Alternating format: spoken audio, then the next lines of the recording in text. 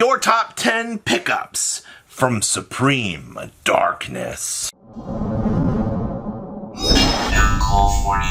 Make sure you guys smash the living crap out of that subscribe button so you guys don't miss out on more Mitsurugi content. So, starting things off over here, we have a brand new reptile archetype, and it is super exciting out here because you can ritual summon from the deck with this. I actually like the idea of what Konami was attempting to do with this. Alright, the fact that, they're experimenting around with more reptile support, but also the fact that, we're testing out new ritual spells that give you some easier access to, making ritual summon more easier and more acceptable for the things that you could do with this. Also, we're near the snake now. Like, let's call it what it is. You're already excited to be able to see some more reptile support. We've had Liberator EO and a couple of other things out here kind of coming down. And I'm just kind of excited to see what Konami is going to do with this stuff. So, it's the beginning of the new exclusive archetype. We'll have a wave 2 coming, and, we'll have to wait and see. Magistus Chrono. This is not only a major Magistus power-up, but this is also a major change to probably one of the most meta-relevant cards in this set that didn't make my my top 10 list. It basically makes Centurion a little bit easier to work with because the contact fusion for this thing works extremely well. Basically being able to plop this on out. You have a free level 4 tuner. One of the big things that the OCG was doing with this was basically, turboing out Baron to floor with it. I know, right? We don't actually have that. But in terms of what we can work with Chrono in order to, kind of allow some different cheating and things, setting up some easier tuner access. The card just feels very, very fun. And I expect maybe we'll see some cool application with this in the TCG. Next up is the Snake Eyes Doomed Dragon. Now, this is one of my favorite cards in this set because if you're a Crystal Beast player, you actually got support. I know the Crystal Beast players that bought 3 structure decks are going to have to go buy a new card. I know, real shame, but that's fine. All right, I'm actually super excited about this because being able to turn 2 Crystal Beast on into an actual, big boss monster is actually kind of hilarious. It allows you to have a different style of game plan with the deck, or maybe a little free extender that you might not have been able to see. There's so many cool variations that you can do with the Crystal Beast piles out here, especially when you're getting into the advanced Crystal Beast department. Talk about bricks on bricks for building a house. But that doesn't take away from the fact that you have some extremely cool ideas out here that you can mess around with Doom Dragon. So hey, Crystal Beast players, you got some cool support out here in the form of an extender. Depending on which little variation you want to go for, try it. Arcana Force. First of all, almost had to sneeze there. You have a cool board breaker deck here. I have seen the OCG come up with some extremely ignorant stuff with Arcana Force in terms of just, you set up extremely large board breakers and then go. The problem here with this deck is any hand trap usually is enough to end this deck's turn. And I love Arcana Force. The problem is the older cards don't do anything. You have to play an arrangement of the older cards because you only got a limited amount of new support. And while everybody's like, ooh, the World Turbo, this is exciting, we can finally do all this cool stuff. Yes, it is, honestly. All right, and it is always going to be the gimmick that we have with this, and its budget. All right, but I got bad news for you, man. This deck is so fragile, it is insane. Speedroids. All right, so you got a couple of cool new little power-ups in the Speedroid department. If you're an old Speedroid main, I'm sure you are excited as crap to add these new support cards to your toolbox. Check and check. TCG also still has multiple Kashtira unicorns, so you got a level 7 to jump off of for synchros all day long. My only major concern about this is, well, you're still nothing really changed in your game plan.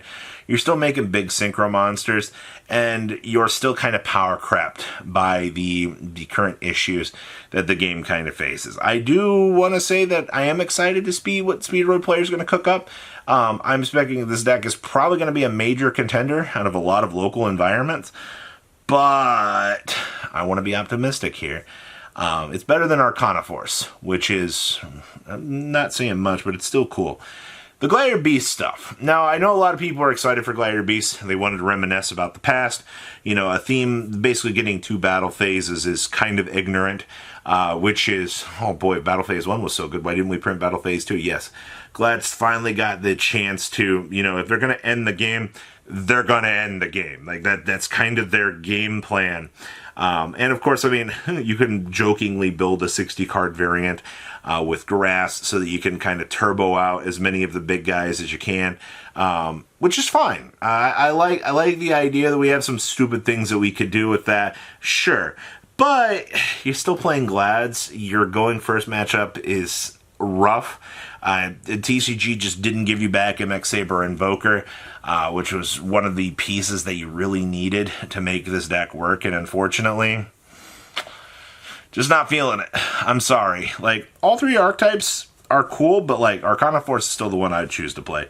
Tenyi Spirit Surya. Now we're getting someplace here. This Tenyi support was actually really, really cool in my opinion. Konami tried to go a little bit above and beyond for this, and I respect that. That's really, really cool, but you're still trying to play Sword Soul out here in 2024 or 2025.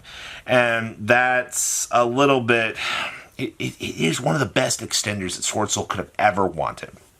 All right, like, I'm not going to deny that. Plus waifu tax, you know, paying 4K, put the link on the field. Yeah, that's all amazing. I love that. But in terms of the absolute competitive side of things, it just falls a little bit short. I do think it is by far one of the best power-ups that you could have ever actually wanted, though. So, positives, extender, absolute madness for putting extra bodies on the field.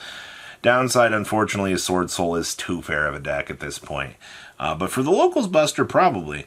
Primite Dragon, Aether Barrel. This card is freaking nuts, man. If you've picked up your Lordly Loads in anticipation for just the madness that's coming with Blue Eyes, oh, baby, it's gonna be a fun, fun time.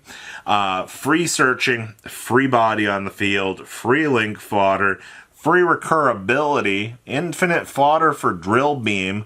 Yeah, this card is everything that I could have ever actually wanted it to be. And the fact that Konami actually made it an ultra rare is actually good. Because if they made this a secret rare, this card would have been insane in terms of value. I'm going to say even in an ultra slot, it's going to be an issue getting these. This card's probably going to be $20-$30. Because there has to be a distribution of value across the board in this set.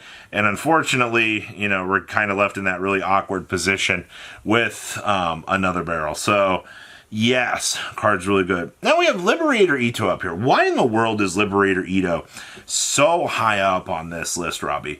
It's Year of the Reptile. All right, you look at a card like Liberator EO in the way it's designed. It's a free 4K. You gotta pay, what, like half of your life to put this thing on the field, but you can summon it from the graveyard, which is really, really cool. And also, the fact that Konami Korea just made this onto a playmat makes me kind of wonder if we're going to actually have some more support with this. Also, you know, making random strong boss monsters like this is very, very interesting. It's also just one of those things that when you make a card that works this way, it feels like it's a sign for the future as to what's to come. And it also definitely feels like, you know, if you're looking at Reptile support for the future, this is one of those cards that you do not want to miss out on. At least that's kind of what I'm feeling here as well. Now, I gotta give a quick shout out here to the Detonating Kuribo, because this card is freaking sick. If you are a casual fan of Kuribo stuff, so what? There's a Kuribo monster on the field, so summon this from the hand. When your opponent activates a monster effect on the field, you can equip this card to the monster your opponent controls as an equipped spell, and then that gains the effect of negate that monster's effect, which is freaking hilarious, by the way. I freaking love everything that this card has. If you, like I said, if you're a Kuribo main out here from all those years ago, you finally got another named Kuribo card in order to kind of keep the wheels going. And that's super freaking exciting. There, a lot of the exclusives in this set are honestly things that are worth, mentioning. Some of the imports were also really cool. They're very niche in their things. That's why, I put this in the shout out category here, because, there's going to be one Kuribo duelist that's going to be like, I got Kuribo support? No way. And then the best card in the set to pick up is Malcharmi Meows. We've already seen the impact and expected value of this card. Considering the fact that, we have a Malcharmi in this set, to kind of counter Malice out here is going to be a major key selling point, just to kind of drive up some sales for this. Konami's kind of understood out here over time that printing stuff like this does genuinely kind of get some value rolling in the set. And the Malcharmi is just, it's not only a good card, it is, even if you're choosing to play it as like a 1 to 2 of in combination with the other Malcharmis, it's just another utility asset for you to be able to use. And that does bring its own uses. So, what do you guys think about these pickups? Please leave a comment down below, tell me what you guys think, and I will see your beautiful faces back here later in the day, guys. Peace out. Patrons, thank you.